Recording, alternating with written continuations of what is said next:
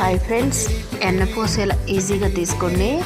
మిక్సీలో వేసి ఎక్కువ వాటర్ పోయి మాకండి. ఎక్కువ వాటర్ పోస్తే ఎన్నపూస రాదు. ఇదిగోండి, నేను కొంచెం తక్కువ వాటర్ పోసాను. జస్ట్ ఒక 2 నిమిషాల్లో నాకు ఎన్నపూస రెడీ అయిపోయింది. ఇలా తీసుకోండి. ఇదిగోండి, మూతకు కూడా అంటలేదు.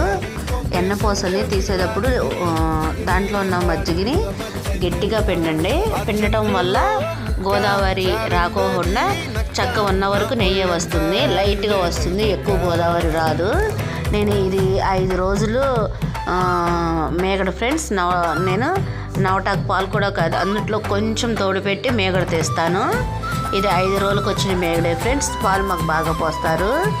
దానివల్ల ఇలా నేను ఇంట్లోనే చాలా వరకు నెయ్యి రెడీ చేసుకుంటాను.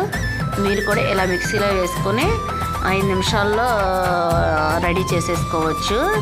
వెన్న కూడా చాలా బాగుంటుంది. గట్టిగా పిండారంటే గోదావరి ఎక్కువ రాకోకుండా నెయ్యి ఎక్కువ క్వాంటిటీ తేలుతుంది మనకి. నాకు ఈ క్వాంటిటీకి వచ్చి 70 గ్రాములు నుంచి 100 గ్రాముల దాకా వచ్చింది.